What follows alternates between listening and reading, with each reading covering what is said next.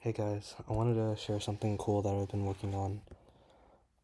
Um, this is the 3D structure of dexamethasone, which is a synthetic corticosteroid, and it's designed to mimic the hormone cortisol. Um, what you'll notice right here is that this basically has 22 carbons, 29 hydrogens, fluorine right there, that's that blue thing, and 5 oxygens. Um, it's like I said, it's supposed to mimic cortisol, but it's actually a lot more potent than cortisol. Its general purpose is to reduce inflammation and suppress immune activity by binding to glucocorticoid receptors and altering gene expression. Um, its efficiency and in fact effectiveness basically comes from its rigid shapes. Rigid shape. Coming from the actually the ring structure. What you'll notice right here is the molecule is comprised of 4 fused rings. It's like 3 cyclohexanes and a cyclopentane right there. Um, all the ring junctions are transfused, locking the molecule into like a 3D shape, which prevents flattening or any major conformational change. And that's really important. I want to emphasize that this occurs because, or this happens because glucocorticoids basically they require very specific shapes, and if the backbone were flexible, it wouldn't be able to bind to these gluco glucocorticoid receptors very well. So it's really important that this shape is like locked into a rigid 3D shape. Let's look at the ring conformations of each. Um, let's call this ring A. Ring A has has a ketone, 2 double bonds right here. Um, what you'll notice here is that this ring here has 2 double bonds, which provide conjugation. Um, as such, ring A, unlike ring B, C, and D, where D is the cyclopentane, um, this is actually partially planar. Because of the double bonds right here. Um, I want to make clear that this is much different than the others. Let's the other rings. Let's put this into chair conformation view. I think this is the best I can get it. It's kind of like a chair conformation like that.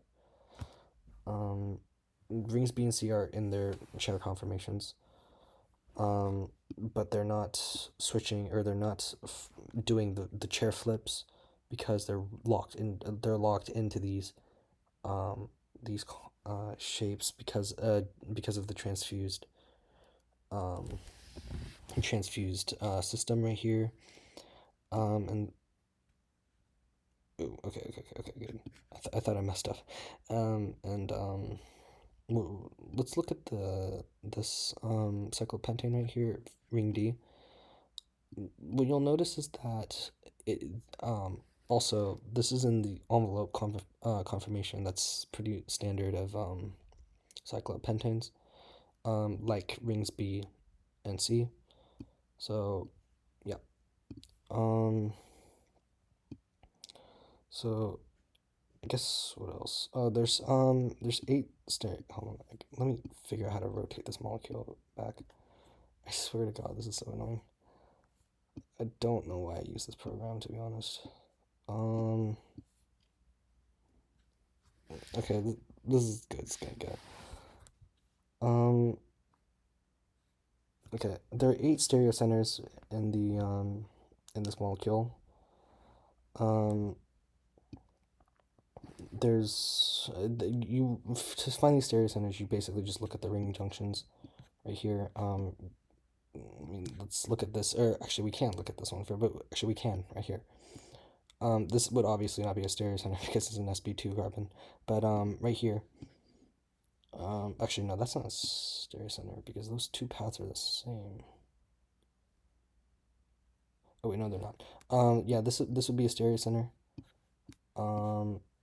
This would also be a stereocenter.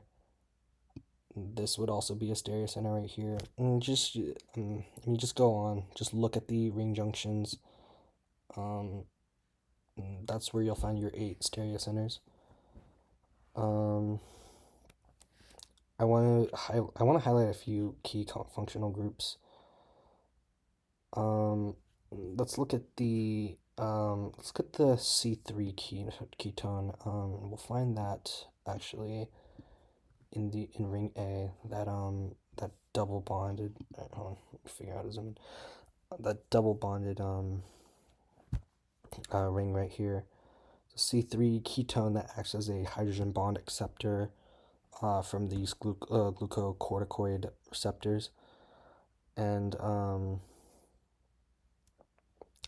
it basically is a major binding anchor for these glucocorticoid receptors, and increases its potency, increases dexamethasone's overall potency via conjugation.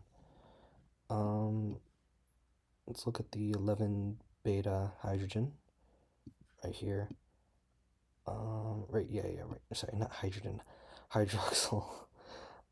This is a secondary alcohol right here. It's a hydrogen bond donor, and it's actually required for the receptor activation. Like when dexamethasone binds to a glucocorticoid receptor, it's required to activate the receptor and is overall essential for glucocorticoid activity. Let's look at the 9 alpha fluorine. This few chemical properties of this fluorine. It's fluorine, so it's strongly electronegative, and there's inductive electron drawing effect because of the electron withdrawing effect. We probably have this as a partial negative, and then since it's drawing electrons out from this carbon, we expect to have a partial positive charge. This fluoro group is pretty important because it increases receptor affinity and boosts the anti-inflammatory potency of dexamethasone overall, and also it improves the metabolic stability of the molecule too. And now let's look at the before that I want to go over the 16A methyl. Where is it? Wait, that methyl is not it.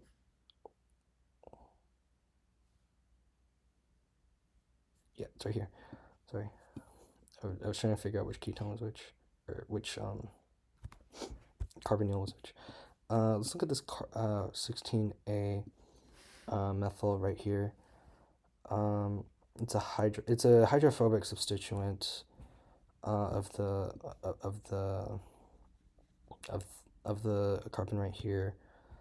Adds steric bulk, which reduces the mineralocorticoid effects and improves selectivity amongst in the molecule. It also alters the receptor interaction geometry a little bit, but I'm not really sure how that works. To be honest, I'm not 100% sure how that works, but yeah. So I just wanted to mention it because that's probably the most important methyl in the molecule. 17A, 17A hydroxyl. It would probably be the right here. This I mean, this is the 17A hydroxyl, by the way.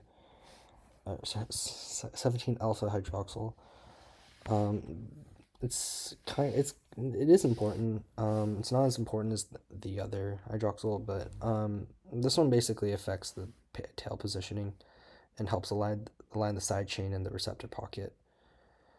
Um, I mean, yeah, it's cool. 20 ketone. Oh yeah, the 20 ketone. Um, it's also a hydrogen bond receptor. Um, it's it's it's the secondary receptor anchor.